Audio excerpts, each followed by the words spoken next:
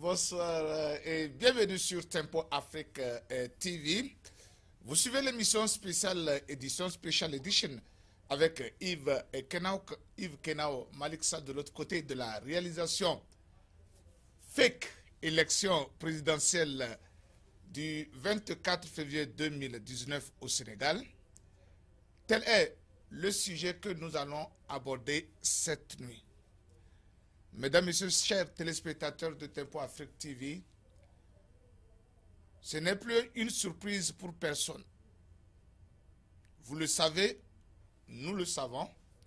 Le dimanche passé, 24 février 2019, les Sénégalais étaient appelés à aller élire leur nouveau président. Soit ils élisent une nouvelle personne, Branéou, ou ils reconduisent l'ancien président sénégalais, Macky Sall, dans ses fonctions de président de la République du Sénégal.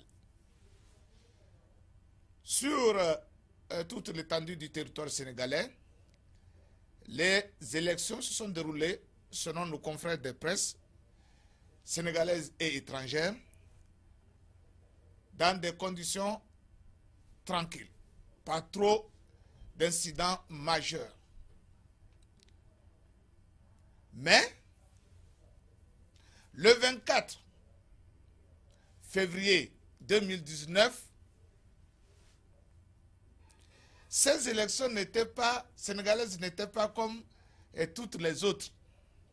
Parce que l'enjeu ici, dans ces élections sénégalaises présidentielles, il faut préciser, dans ces élections présidentielles sénégalaises, l'enjeu était grand.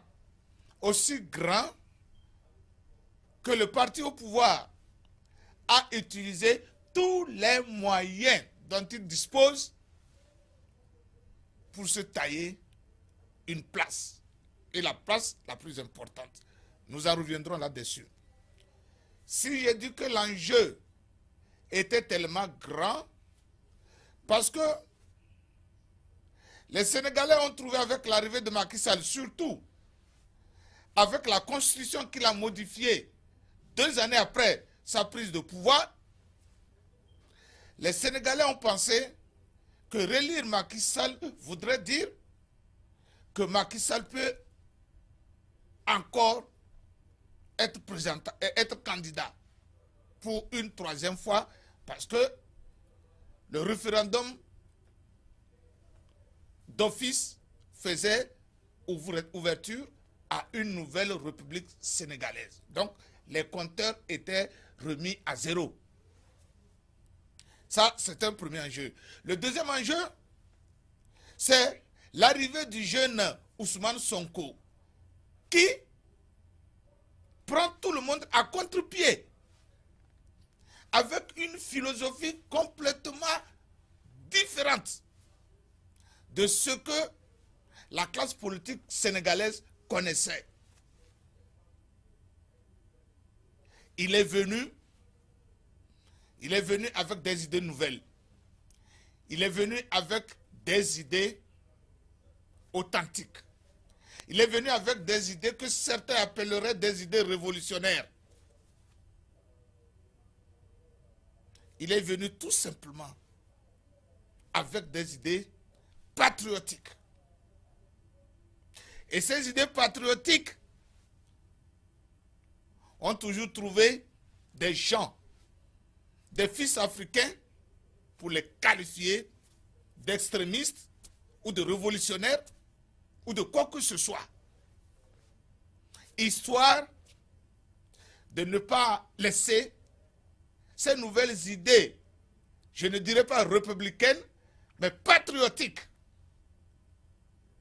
évoluer et atteindre le sommet.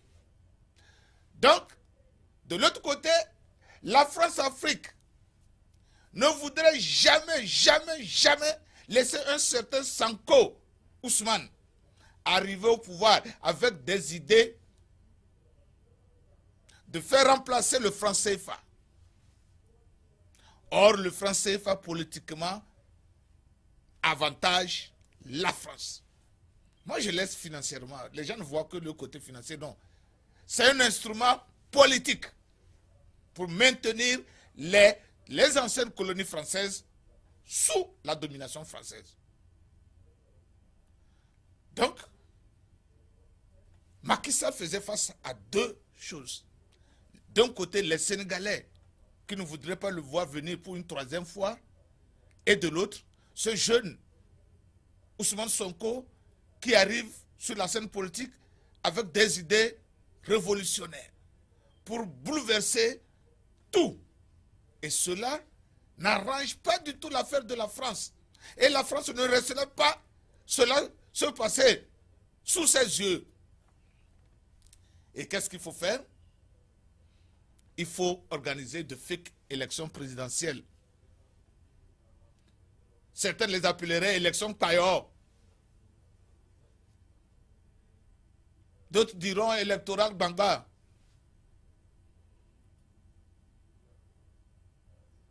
Sinon, chaque fois, depuis le temps où le vieux Wade a été élu, les résultats des élections sénégalaises sont connus le même jour, la nuit, dans la nuit profonde. Les Sénégalais connaissent déjà qui est leur président. Même quand Macky Sall était élu, les Sénégalais connaissaient déjà qui était leur président la nuit là. Tard dans la nuit, ils savaient déjà qui était leur président. Mais bizarrement, en 2019, après 2 jours, les Sénégalais ne connaissent pas toujours leur président. Et on n'avance aucune raison. La seule raison qu'on avance, c'est que la commission chargée de la publication des résultats n'est pas encore prête. Et comment se fait-il que les 2 dernières élections présidentielles, les Sénégalais ont connu les résultats de leur président avant 2 jours? Et c'est en 2019 qu'on ne peut pas donner les résultats. L'année où la technologie est développée, où l'information circule à la seconde. Et c'est cette année-là qu'on ne peut pas donner les résultats. Il y a matière à réflexion, il y a problème. Et c'est ça qui m'amène à parler de fake élection présidentielle au Sénégal le 24 février passé. Vous savez, j'ai toujours dit que l'Afrique ne peut sortir que si elle rompt avec toutes les organisations internationales. Quand je dis cela, je parle de tout. De l'ONU, de la Banque mondiale, du FMI. Sinon, des vaillants fils comme Ousmane Sonko ne peuvent pas arriver au sommet. Ils vont beau avoir la volonté, ils seront étouffés. Ils seront étouffés par leurs propres frères africains, sous prétexte qui n'est pas élu. Vous savez, Macky Sall ne pouvait pas interdire Sonko d'aller aux élections, parce qu'il a déjà interdit 2 autres d'aller. Sinon, on allait passer par tous les moyens pour interdire le jeune Sonko de présenter ses élections. Les élections du dimanche passé doivent réveiller tous les Africains patriotes. Moi, je ne parle pas de panafricanisme, non. Tous les Africains patriotes. Si le Sénégal était libre, je dis bien si le Sénégal était indépendant, Macky Sall ne se permettrait même pas de se proclamer président pour le moment. Parce que le choix serait tellement clair que Sonko sera en tête d'une manière indiscutable. Mais comme le Sénégal n'est pas indépendant, le fichier électoral, on vous dirait qu'il est confectionné par les Sénégalais. Non. Les logiciels qu'on a utilisés, on vous dirait que les Sénégalais, les techniciens sénégalais ont contrôlé tout. Non. Celui même qui a confectionné le fichier électoral. Qui sait s'il n'est même pas sénégalais? Puisque nous aimons toujours qu'on nous importe les techniciens, les experts, soi-disant. Les élections du Sénégal doivent nous réveiller parce que si ce jeune Sanko a pu aller en France jusqu'à dire aux Français, regardez dans leurs yeux et leur dire que vous savez quoi, comme mon producteur aime souvent le dire, you know what? Si moi je suis le président, le franc CFA là, on ne va plus l'utiliser. Ça c'est un homme. Mais lui seul, il ne peut pas faire le printemps. Il fallait que le peuple sénégalais soit derrière lui d'une manière massive. Mais comme la France africaine là, les billets CFA ont circulé. Le gouvernement en place a acheté les consciences des gens. Et aujourd'hui, nous nous retrouvons dans une confusion totale au Sénégal. Durant les 2 dernières années, à l'heure où je vous parle, le Sénégalais avait déjà connu son président. Mais comme il faut arrondir les angles, mais comme il faut faire tout pour que les chiffres avancés par le Premier ministre sénégalais marchent avec ce que la Commission va donner, on traîne. On traîne. On traîne. On traîne. Et les Sénégalais seront tellement impatients que quand même les résultats vont sortir, ils ne vont même pas manifester. Ça n'aura aucun sens. Maintenant, je voudrais revenir un peu sur la tactique employée par le gouvernement sénégalais en place pour arriver là où on dit que le président sénégalais Macky Sall est élu avec 57%, quelque chose comme ça là. La fraude n'a pas été seulement le jour des élections. Moi, je peux dire même que le jour des élections, il n'y a pas eu fraude. Il y a eu fraude bien avant les élections. Et ces fraudes ont commencé le jour même où le président sénégalais avait décidé de modifier la constitution par référendum. C'est là. Les jeux sont joués. À partir de ce jour-là, la constitution sénégalaise même n'était plus celle-là qu'il avait élue. C'est ça qui lui a permis d'arrêter quiconque il veut. Puisque lui-même, il a déjà mis des rouages. Il a mis des choses pour se faire protéger dans cette constitution. La deuxième chose, la deuxième fraude, c'est l'écartement de l'ancien maire du Sénégal, Khalifa Sall. Le candidat le plus dangereux, le candidat qui devrait l'éliminer aux élections, le battre aux élections, c'était l'ancien maire de Dakar. Cet homme puissant, cet homme qui contrôle la capitale. Quand on vous dit que vous êtes maire d'une capitale, vous êtes comme un demi-président. Les conseillers municipaux, là, vous les connaissez très bien. Vous êtes le patron des maires de la ville de Dakar. Celui-là, il maîtrise les éléments de base, puisque le président de la République, c'est celui-là, le poids lourd de l'opposition, que Macky Sall a attaqué premièrement.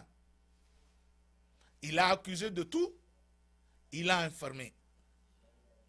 C'était la première, c'était une autre fraude. La deuxième. La troisième fraude, il se lève. L'autre candidat qui pouvait lui constituer un danger était le fils de l'ancien président Wade, Karim Wade. Il trouve un moyen pour accuser Karim Wade et il l'envoie en exil. Moi, je l'appelle cela exil. Et il l'envoie en exil. Après, il le juge, il fait des manigances, il dit qu'il a jugé et il dit qu'il le condamne.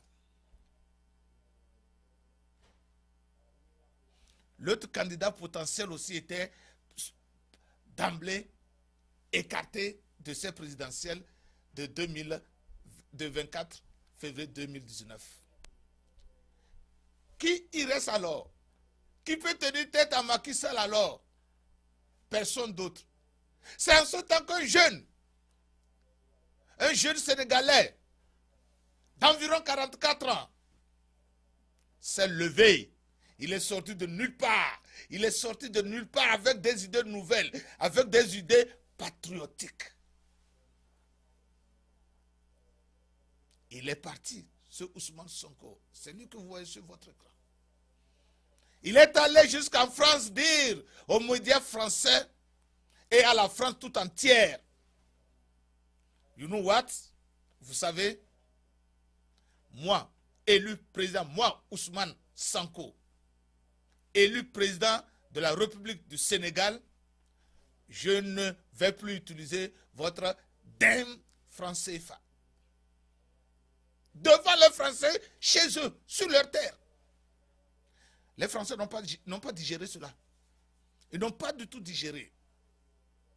Et c'est pourquoi dans les sondages, quand bien même les jeunes Sénégalais, la diaspora sénégalaise de l'Europe, des États-Unis, de l'Asie, avaient ce jeune-là dans leur cœur, au pays, on le torpillait.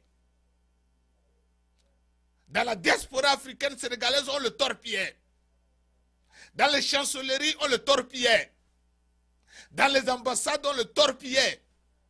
Même une presse sénégalaise est allée le qualifier d'extrémiste. Pour ne pas dire de djihadiste. Vous-même, vous savez que quand on vous met l'étiquette djihadiste ou extrémiste, la seule chose qui reste, c'est de vous dire que vous êtes terroriste. Et pourtant, ce jeune-là ne dit rien d'autre que ce que d'autres jeunes de notre génération disent. Après 60 années, après plus de 60 ans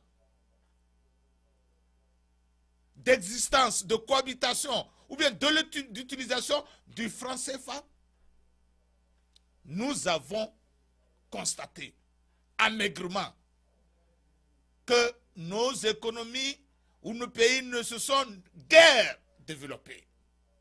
Et qu'il faille changer, qu'il faille modifier, qu'il faille trouver une autre solution ou d'autres solutions pour permettre à la zone franc de se développer, de sortir de sa pauvreté absolue. Mais, quand vous allez au Sénégal, la majorité des Sénégalais épousent l'idée de Sonko. Mais malheureusement, dans les urnes, on nous dit que Sonko est arrivé en 3e position. Et vous savez, quand vous arrivez en 3e position, ça veut dire que même s'il y a 2e tour, vous ne pouvez même pas aller. C'est celui qui vient en 2e position qui va. Donc on a fait de sorte que Sonko ne soit même pas 2e.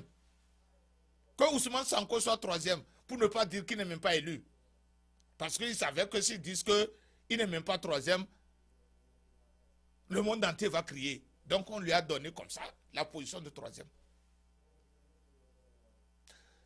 C'est pour moi ici l'occasion de demander aux Sénégalais. D'abord, j'ai apprécié les Sénégalais. Parce qu'au moins, eux, ils n'ont pas boycotté les élections. Parce qu'eux-mêmes, ils savaient qu'un truc comme ça allait arriver. Mais au moins, eux, ils n'ont pas boycotté. Ils ont eu le courage politique de se présenter. Et vous savez, la bonne nouvelle de cela, c'est qu'aujourd'hui, l'opposition sénégalaise, avec Idrissa Seck et Ousmane Condé et Ousmane Sonko, ils peuvent réclamer, ils peuvent déposer des recours, ils peuvent parler, ils peuvent demander qu'on recompte parce qu'ils ont participé aux élections. Parce qu'ils ont intérêt. Et c'est le lieu pour moi ici de demander à la commission électorale, celle qui va proclamer les résultats, d'être franche et de permettre qu'il y ait le second tour. Mais les résultats que nous avons écoutés de la bouche d'un premier ministre, je vous dis bien, tenez-vous bien, hein, ceci-là c'est au Togo que ça se passait. C'est au Togo que les ministres proclament les résultats des présidentielles. Hein. Et ça c'est depuis 1998. J'avais jamais pensé que dans un pays de démocratie par excellence en Afrique comme le Sénégal, un premier ministre va se permettre de sortir devant la télévision nationale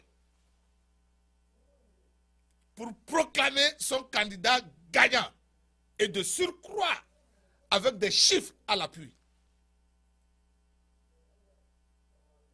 Vous voyez? Vous voyez comment le Sénégal a régressé au niveau de la démocratie au temps d'un démocrate élu, Macky Sall. Même au temps de Senghor, on n'avait pas connu ceci. Au temps de Diouf, on n'a pas connu ceci. Le plus jeune président sénégalais élu arrive au pouvoir et son premier ministre le proclame président avec des chiffres à l'appui, comme si le premier ministre, comme si la primature sénégalaise était la commission électorale. Vous voyez comment on peut dire que ce sont des élections fake. Ce sont des présidentielles préfabriquées. De fausses présidentielles.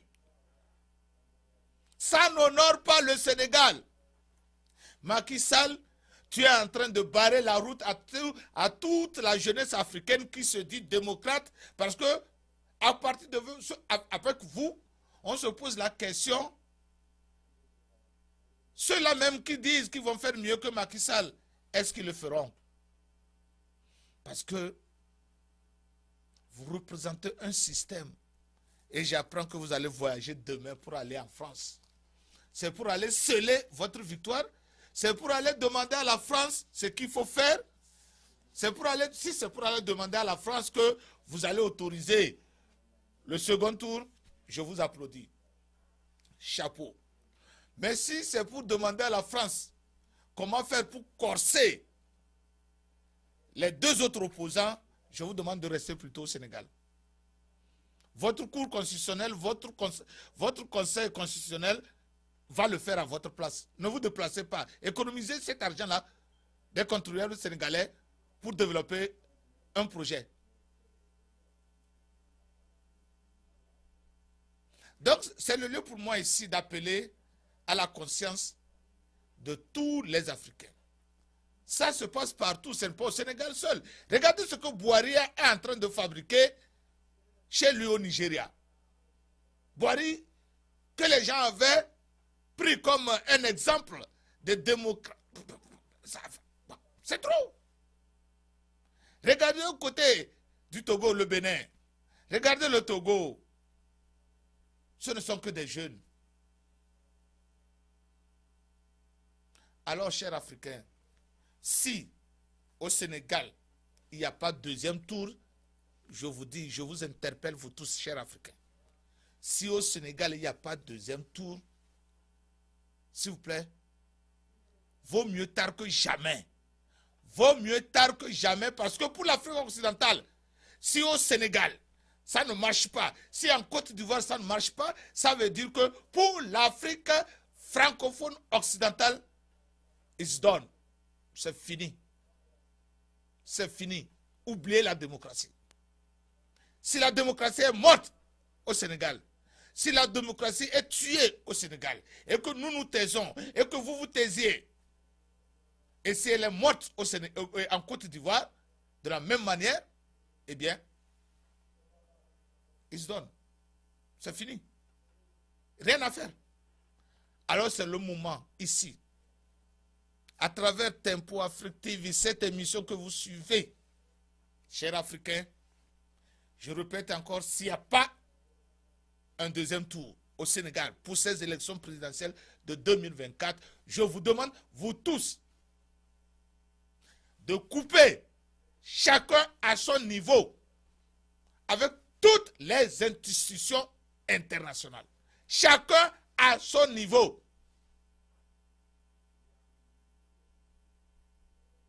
Vous allez me dire que c'est difficile.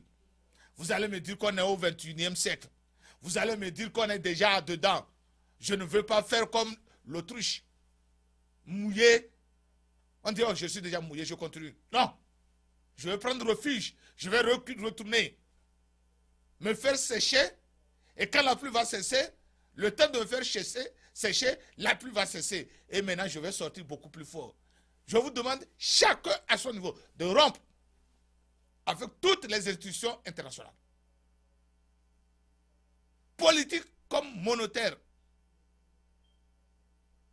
Pour dire à ces puissances qui manipulent nos frères africains contre nous-mêmes de savoir que nous connaissons. Nous avons découvert le secret. Et que le pouvoir soit rendu au peuple. C'est eux-mêmes qui ont enseigné aux Africains que la démocratie, c'est le pouvoir du peuple par le peuple. Mais comme par hasard, c'est en Afrique aussi que le pouvoir du peuple, là, qui devrait être au peuple, n'est pas au peuple. Il est aux dirigeants. Il est à l'Occident. Il est dans les mains de ces puissances étrangères qui décident qui il faut mettre au pouvoir, qui décident qui peut aller au deuxième tour et qui peut ne pas aller au deuxième tour, qui peut être président au premier tour. Et si nous sortons, je vous dis bien, je ne veux pas, comme les gens n'aiment pas le mot Tombouctou, le retour à Tombouctou, ça leur fait peur. Je ne dis pas ça.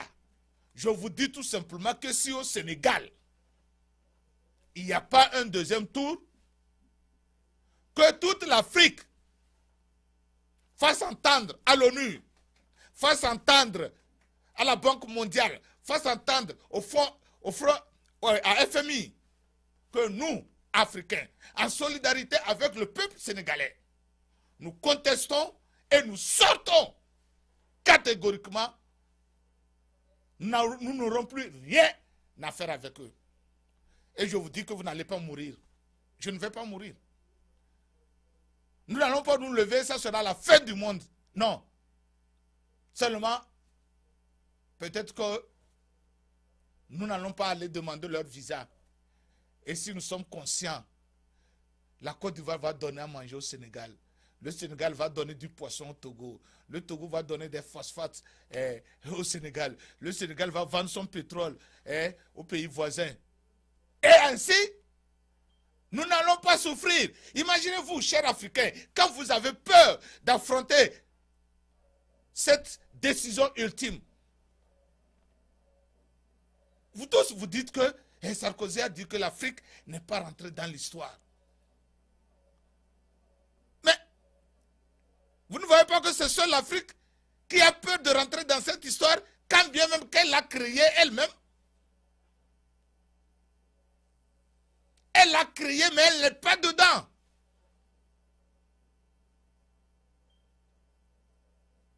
Vous comprenez? Si vous créez quelque chose que vous abandonnez et quelqu'un d'autre l'entretient, ce n'est plus à vous. Alors c'est le moment de prendre cette décision courageuse. Si au Sénégal, il n'y a pas un deuxième tour, je dis bien, hein, si au Sénégal, il n'y a pas un deuxième tour, parce que derrière les élections du Sénégal se trouve aussi le franc CFA. C'est le moment, et je le dis pour la jeunesse africaine, c'est le moment, s'il vous plaît, c'est le moment. It's now, c'est maintenant ou à jamais. Cette année 2019, c'est ça. Ne laissez pas qu'on trouve des moyens pour éteindre des gens comme Sonko, comme Semi, Keba et d'autres. Nous n'allons pas toujours produire ceux-là. on les produit très rarement. Très rarement. Depuis la mort de Gaddafi et la mort de Sankara, c'est en 2019 qu'on a parlé des gens comme Semi Keba et des gens comme Senko Ousmane. Et le Togolais, l'ancien ministre togolais de l'économie et des choses là. Kako. C'est rare de les produire. C'est rare de les produire. Alors, c'est le moment, chers Africains, chers patriotes africains, c'est le moment. Réclamez votre indépendance. Réclamez-la et d'une manière haute et forte. Je m'en fous quand les gens se mettent derrière qui sont activistes. Ça ne conduit nulle part. Quand les gens disent qu'ils marchent dans les ambassades, ça ne conduit nulle part. Nous n'avons pas besoin de prendre les armes. Nous n'avons pas besoin. Mais ce dont nous avons besoin, c'est un courage collectif. C'est un courage collectif de dire à cette toubab-là, dites-leur bien, cette toubab, que hey, you know what, nous sortons. Nous rompons avec vous. D'une manière collective. Mais, sinon, si nous ne le faisons pas, nos frères comme Senko, Ousmane Sanko, n'iront nulle part. Ils ne vont pas atteindre le sommet pour faire jaillir notre espoir. Ils ne vont pas atteindre le sommet. Des gens comme Semi Keba, ils ne vont pas atteindre le sommet parce qu'il y aura toujours ces soi-disant progressistes évoluer avec le blanc pour atteindre ce que nous voulons. Il y aura toujours ces hommes-là que le blanc va financer pour qu'ils barrent la route à ces patriotes. Alors, chers Sénégalais, battez-vous qui est le deuxième tour. Battez-vous qui est le deuxième tour. Battez-vous légalement, je dis bien, qui est le deuxième tour. Et avec ce deuxième tour-là, les yeux de nos ancêtres, les dieux sénégalais, seront avec le peuple sénégalais. Et que les toubabs, quel que soit l'argent qu'ils vont verser, quelles que soient les stratégies qu'ils vont mettre sur place, seront vaincus à jamais.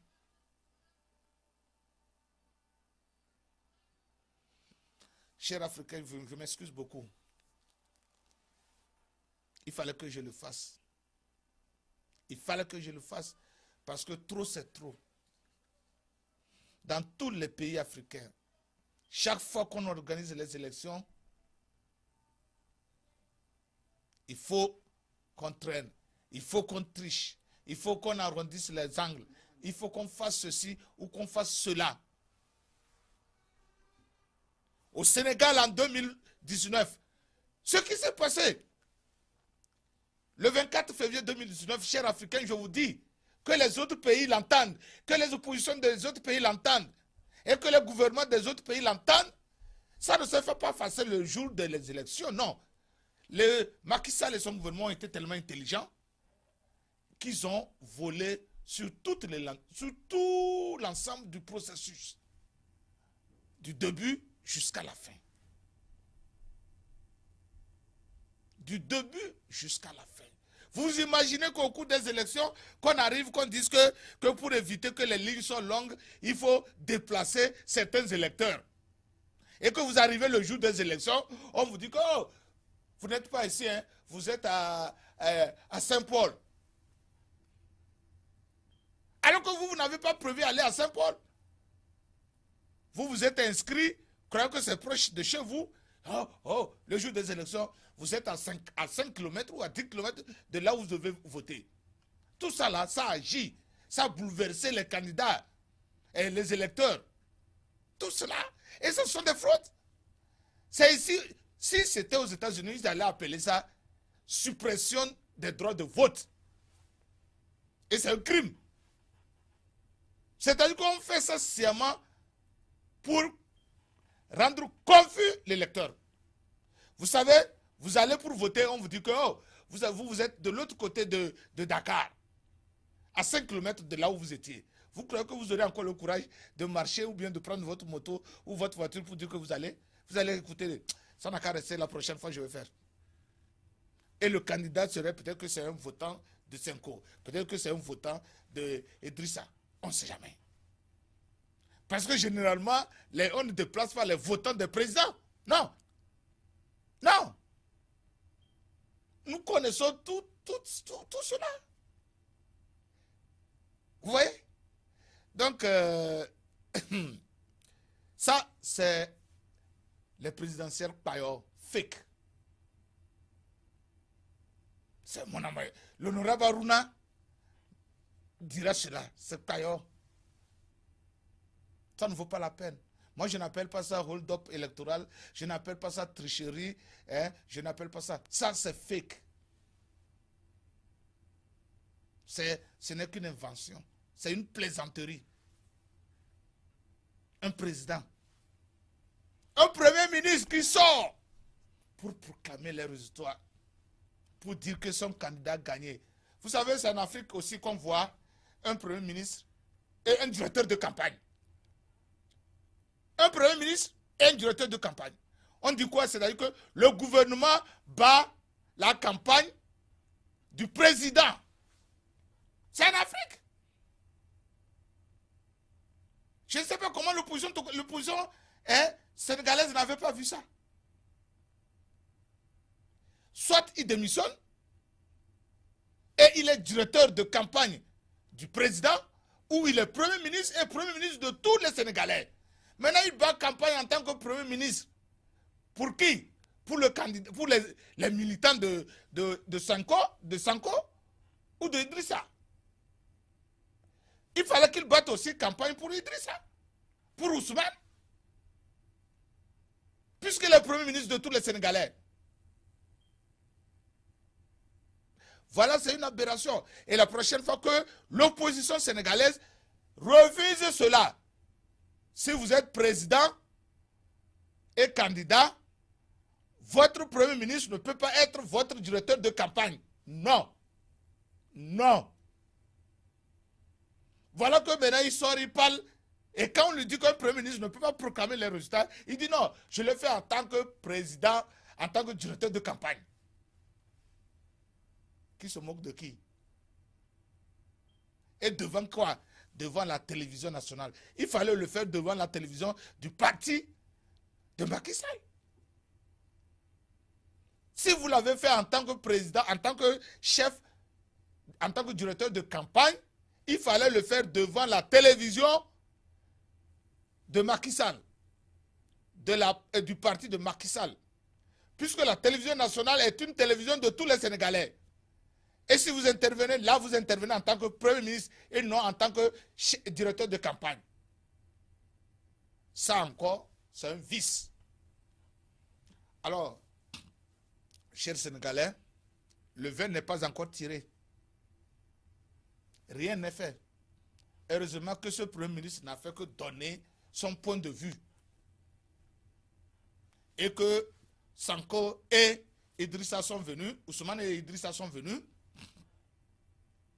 tout simplement dire que le deuxième tour aura lieu selon les données à leur possession, selon les statistiques à leur possession. Le deuxième tour est inévitable. C'est ce qui fait d'ailleurs que jusqu'à ce jour, rien n'est fait au Sénégal. Que Macky Sall, s'il vous plaît, Sénégalais, et si Macky Sall m'écoute, il n'est pas encore trop tard.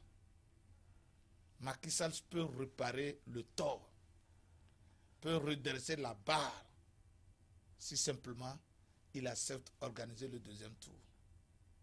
Et si durant le deuxième tour, il gagne, nous tous nous savons qu'il a gagné. Parce que les élections, quelqu'un doit les gagner. Vous comprenez? Un. De deux, qu'il sache qu'avant d'arriver au pouvoir, il constituait l'espoir, le hope de toute une jeunesse africaine, de toute une jeunesse continentale. Et que depuis qu'il est arrivé au pouvoir, il a déçu ces jeunes-là. Il peut se rattraper. Il peut se rattraper. il peut se rattraper s'il revenait au bercail. S'il revenait pour développer les idées de sa campagne, pour faire ce qu'il avait dit aux Sénégalais, pour susciter leur espoir en lui. Et en le faisant, il sauve tout un continent. En le faisant, il ouvre la porte à cette démocratie montante, à ces jeunes, à cette jeunesse montante. Et que l'exemple du Sénégal avec Macky Sall, s'il le fait right, s'il le fait bien, serait un exemple qui sera répandu, qui sera dupliqué, qui sera reproduit sur l'ensemble de l'Afrique occidentale. Et c'est ce que l'histoire retiendra de Macky Sall. Ce ne serait pas le nombre d'années qu'il a fait au pouvoir. Ça ne serait pas le nombre de CFA qu'il aurait encaissé, qu'il aurait emmagasiné. Mais ça sera ce mouvement démocratique répandu comme des poudres, je ne sais de quoi, à travers toute l'Afrique occidentale. Et que quand chaque pays va humer cela, quand chaque pays va respirer cela, que ça soit une démocratie à la Macky. Et la vraie démocratie. Je vous remercie. Mesdames, Messieurs, c'est la fin de notre émission. Je vous retrouve la semaine prochaine pour un autre numéro. C'était là Yves Kenao, Macky Sall. Nous vous remercions de votre fidélité. J'espère que les Sénégalais qui m'ont suivi ont compris. S'il n'y a pas de deuxième tour, levez-vous et dites à cet Toubab que vous avez assez. Malik, la prochaine fois, nous allons encore revenir sur cette idée de franc CFA et comment sortir du franc CFA. Sinon, ces jeunes comme Sanko, ces jeunes comme Semi ne vont jamais atteindre le bout, le sommet. Merci à vous tous et à la semaine prochaine. Bye bye. Suivez Tempo Afrique TV, la télévision des Africains, pour les Africains, par les Africains. Contactez-nous tempoafriquetv.com, iptv.tempoafriquetv.com, téléphone 612 804 0295. Email tempoafriquetv@gmail.com. Tempo Afrique TV, l'éveil de la conscience africaine.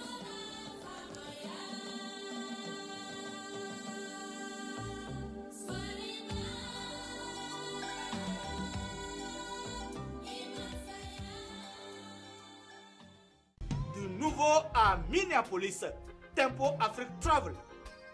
Vous voulez voyager? Achetez vos billets d'avion à l'agence de voyage Tempo Afrique Travel. Avec l'agence de voyage Tempo Afrique Travel, pas de problème de connexion, pas de problème de transfert de vol. Avec l'agence de voyage Tempo Afrique Travel, c'est le voyage en toute tranquillité, en toute beauté, de votre maison jusqu'à votre destination. Votre satisfaction